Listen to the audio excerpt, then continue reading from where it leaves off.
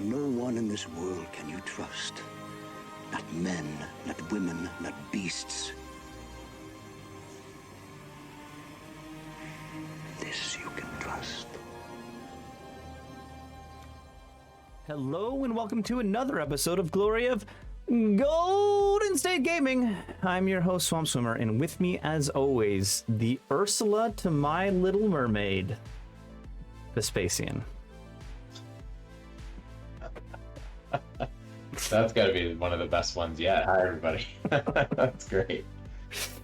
So, as Vespasian told me literally before we started filming this, because I am dumb and don't keep up on the website, they just released the release schedule for new rules. So I'm just going to hand it over to you, Vespasian, and give me the framework of what's coming out this month and later next month. Yeah, so the project did a little bit of a teaser back in August during ETC, saying that they were going to take a whole new approach to the balance patch for this year. That they were going to consider design changes, whereas in the past they've really only focused on price changes for the non-lab books, right? So taking a look at that, that message back in August sort of led everybody to believe that there would be more to come, and that the scope of this this year's balance patch would be bigger. So now they've released a little bit more on what the process is, sort of how the sausage is made, if you will, and they talk through essentially how issues for redesign were identified, some of the the fact that there's input from the Army community support members, the ACSs, that there's input from experts, the RT, the background team, etc. So everybody is involved in identifying where redesigns were desired or required, and then that went through a sequence of feedback, redesign loops. Everything was bumped up against the background to ensure that it was matching what the background theme was for the Army, and so now the releases are scheduled in waves. So in the past, generally all of these have been updated all at once. Because of the scale of this patch, they're releasing the Army books and the updates to them in waves. So there's 3 batches. Now all these dates may change, but the first batch is going to scheduled to come out the 24th. Second batch the first week of December, and the third batch a little bit after that. So kind of in waves from the end of November through the middle of December. And what we've heard and seen is that there's the kind of first round will probably be the lab books, right? So typically your KOE, SA, DE, things of that nature. Along with potentially changes to the arcane compendium, spells, magic items, etc. That would be kind of the first wave, and then the other books kind of broken up. So all this subject to change. Timelines may slip. The batching of the waves might change around a little bit, but in general, should be getting a lot of really awesome new updates coming out into November, beginning of December, which is be exciting. Shift things up a little bit. Yeah, it's good. I mean, we've all been waiting for this. There's going to be kind of big changes in the Army books, including the older books, not just the LABs. Big changes to the Arcane Compendium, which is going to be super interesting. But as I understand, no changes to the core rulebook. Correct. Okay. Yeah. So it's interesting. That's still frozen. I think important to have something that's not moving while other things move, right? So, yeah. And I don't know if I think I might be the unique TO in this situation, but I'm running the North American Team Championships in the middle of this release schedule on the second weekend of December. Puts me in an odd situation. So we're figuring that out. I'm excited to see these rules come out and changes. I can only imagine to the LABs, they're not going to make very many changes. But then to the older books, like your Dread Elves, your Saurian Ancients, your KOE, they're just gonna do tweaks like they do every time. Infernal Dwarves, Warriors, Demons. I imagine they're saving the big changes for the older books, the non-LAB books. I think it kind of depends. I could see, the Infernal Dwarf book, for example, saw pretty big changes to its design, even quite late in the lab schedule, right? I think that there were some pretty substantive shifts to how that book was set up. So it could still happen with books like KOE. I certainly think Saurians is still very much in its early phases, right? True, it only yeah. just got released in the beginning right? So I think you could probably expect some substantive changes to the lab books as well. At least the ones that are still relatively new, like KOE and SA, maybe even BS. Dread Elf's pretty far along. I'd be surprised if there were big changes there, but I don't know. And yeah, and then the non-lab books. It's tough to say. I've seen some of them, and it's a very wide range, right? Some things are pretty substantive, others are fairly minor. There is a theme that they're working on it, which is streamlining, simplification. You and I talked about this, I think, back in the summer at some point, right? So I'm interested to see. They picked. I think they published it on the forum, but they picked a few armies that were deemed to be over the complexity budget. I think it was Demon Legions, the 2 Undead, maybe one, a few others, and they were tasked with trying to streamline those books and make them simpler, to read and understand and keep track of in game. So I think it's a bold scope. I'm interested to see what they do with it. Certainly is going to change the meta around a bit. I think for sure. the changes are substantive enough. So yeah. The other thought I had was, I don't know if they mentioned this in the post. I haven't read it, but did they mention anything about the supplemental books? Oh, good question. I think that the first priority is not supplementals, but I think logically afterwards the supplemental books will be changed and updated by this as well. Okay, fair enough. I'm excited. I'll double check. I think this is non-supplementals for this first round. But yeah, it's a lot of work. I'm assuming the supplementals will be the supplementals will be the last ones to get fixes. Of course, I understand that. Yeah, I'm excited for this. I'm excited. I'm really excited for the older non-LAB books to get mixed up and something new coming out of them. That's what I'm most excited about. As a TO, I'm very stressed about with this, so we'll see what happens with my tournament. But thanks for that update. But let's get on to the battle report. We're starting round 3 of Infernal Zoo 2022. In Davis, California, and I've had a very slow start. I had a 5 and then a 5, so 10 points through 2 games. Not my best performance at the beginning of a tournament. But then I get paired into Ben, newer, just getting back in the 9th age. Really, I like Ben a lot. He's super cool. We hung out on Saturday night together.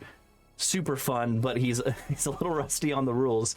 So it was one of those awkward situations where you're playing an inexperienced player in a tournament, and do you really push on him, or do you have a fun game? And we'll see what I did. If you're interested in my list, please click the link right above my head. It'll take you to the round 1 video where we go over my list in a little more detail.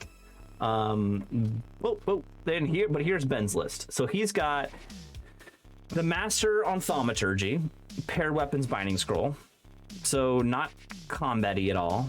You got the Great Khan General, Destiny's Call, Kagadi's Legacy, very close combat-y. Khan BSB with double Aether Icon. Heavy Armor, Brace of Pistols with Viper's Curse, which is always good. 11 Bruisers with full command.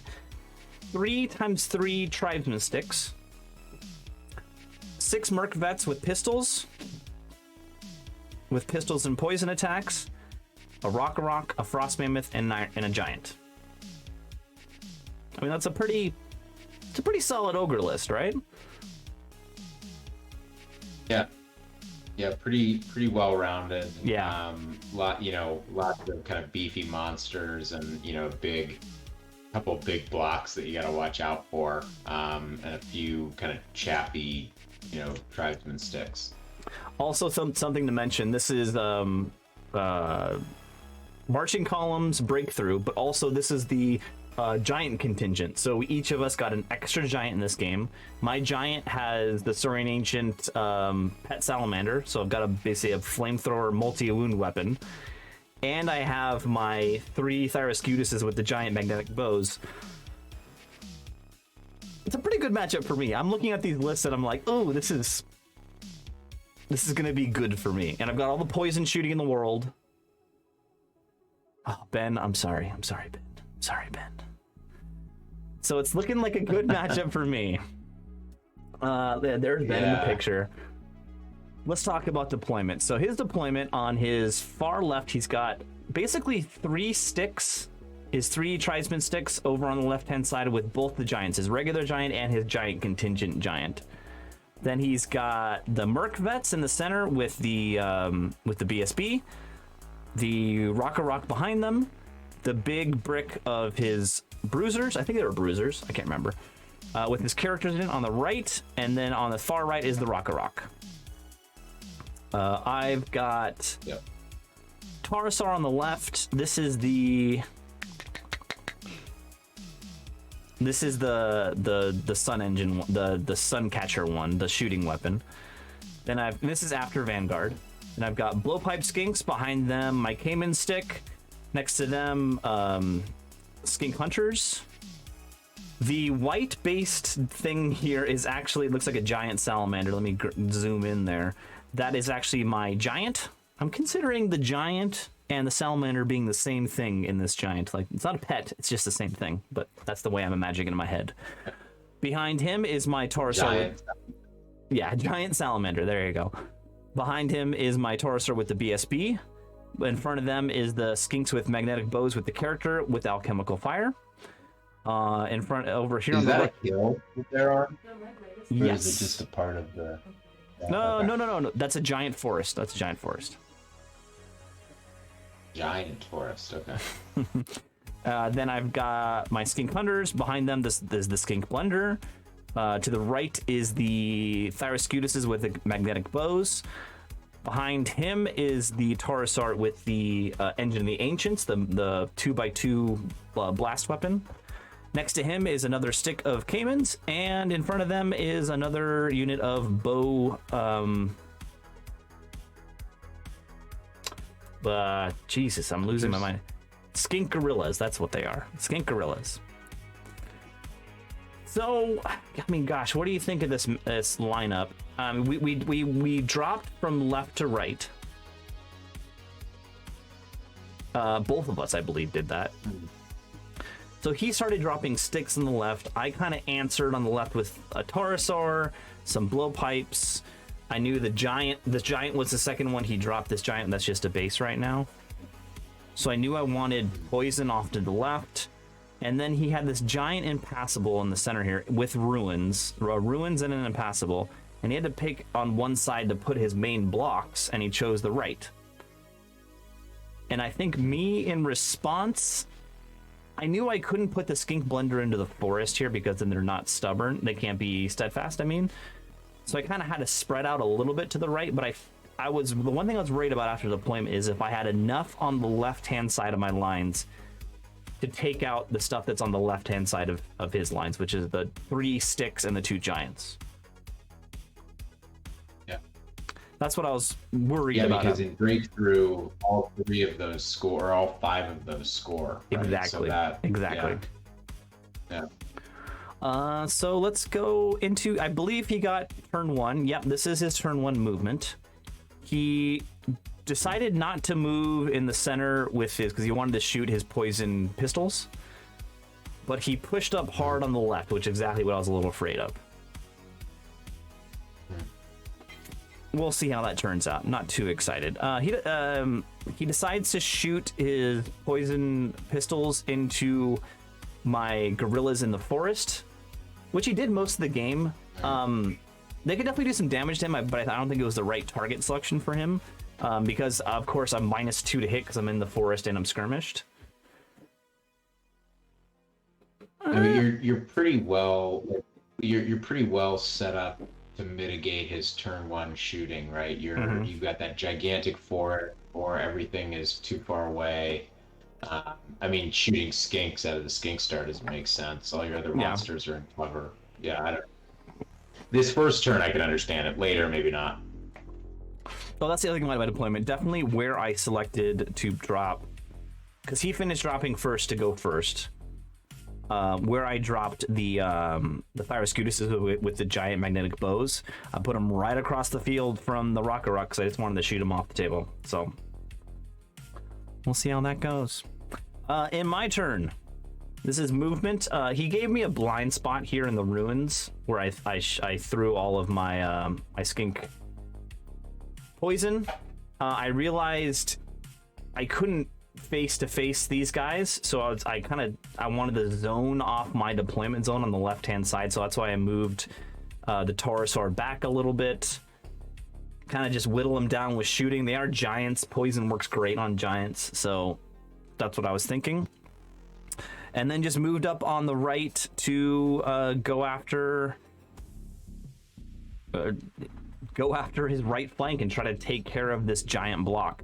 So I left the skink blender in the back because I was afraid for him of using a long charge, and then I think that unit full strength would go through my skink blender. That's what I was thinking.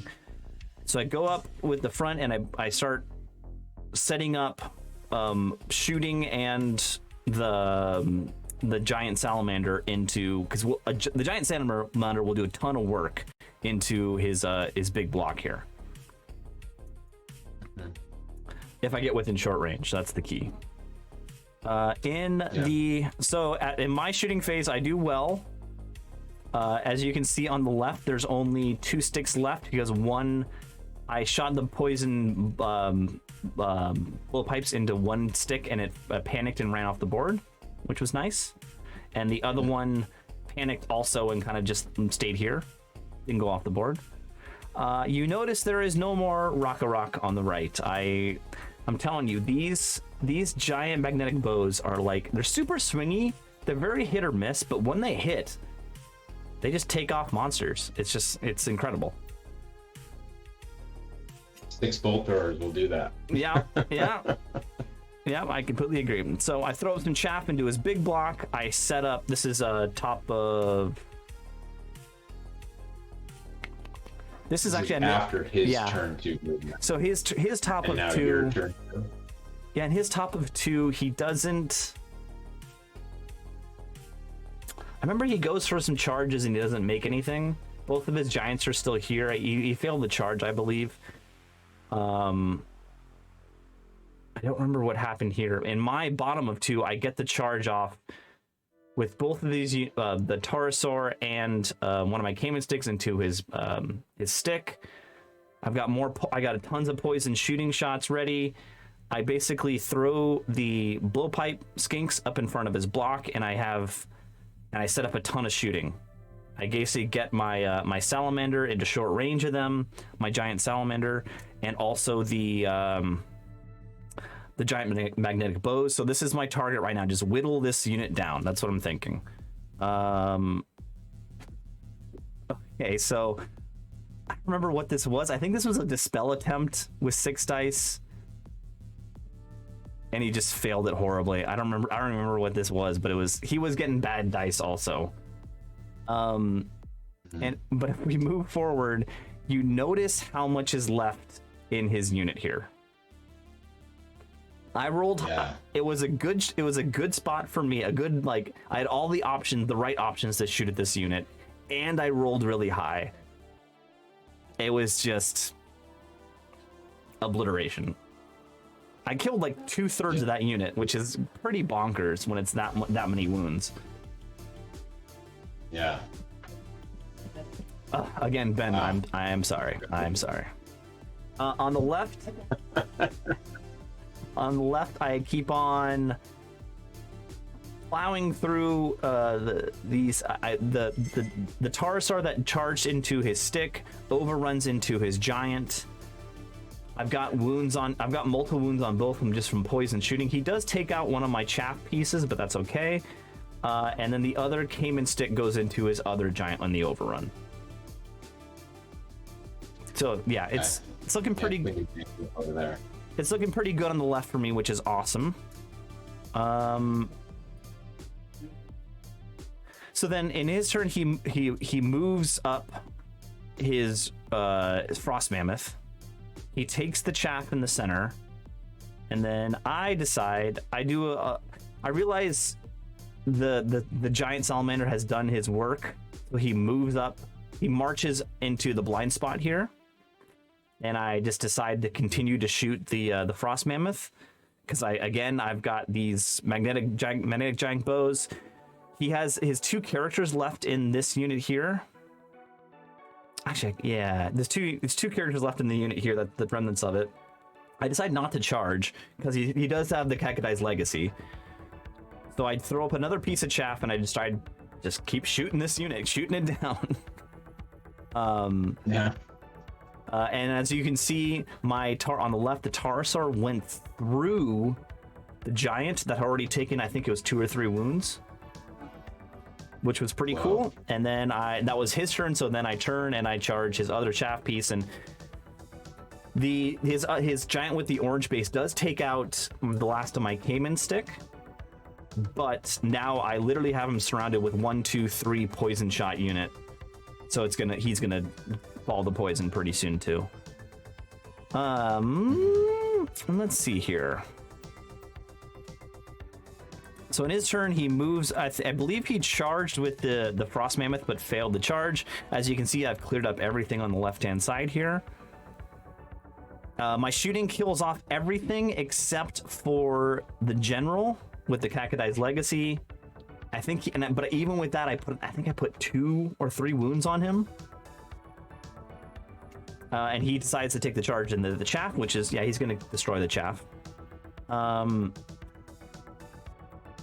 And oh yeah, and he again, his story of his dice, he whiffs and the Caymans. Oh no. He whiffs, he breaks the Caymans, doesn't run them down, and then I shoot him. I shoot the lone general to death in the middle of the field. And then I believe I took, and I Did you get your giant salamander? It looks like with the poison marks. I think he did, but the Frost Mammoth is here. I take the charge with a Skink Blender. Skink Blender destroys the Frost Mammoth, of course. So I'm sitting here in this situation. I have killed everything on the board of his except for his Merc block. I think, what do I do? I can't remember what I do. Yeah, I go for the charge with the Skink Blender and the Taurosaur, and look at the amount of Ogre's Mercs I kill. Yeah, crushing. It was a pretty crushing loss for poor Ben. It was a 20-0 to me. Wow. It was, and this Ben's he's not a very experienced player, but he didn't play it really bad. He really did not play the game bad. It's just my dice were hot, and I had the like perfect counter to his list. So Ben, thank you for the game. I apologize, but it just happened. I'm sorry. I think this was like his 6th game. Yeah. And it really gave it to him. I am a horrible person. I'm the guy who's stomping noobs on the lower tables. Oh, I feel bad. Anyway, Ben's a great guy. He was a great sport about it. He was like, yeah, I'm learning from all the games I play. He was super cool about it. He wasn't salty at all, to his credit. And I'd love to play him again. Ben's a great guy. And yeah, I think he's getting into the hobby, which I'm really stoked about. Yeah, for those who are fans of the channel, remember I was talking about getting new people into the game. Ben was one of those people. He used to be a 40K player. Just bought this Ogre army, is painting it up and getting into it, and played his 4th through 8th or 9th games of 9th Age at a grand tournament. So he was was willing to roll some dice, which was fun. So yeah, I know he had a good time, learned a lot. So just giving you shit. So what do you think of his decision? He dropped all of these sticks on the far left, right? And the 2 giants, and then he put his 2 blocks on the right with his 2 monsters. Do you think that was the right move?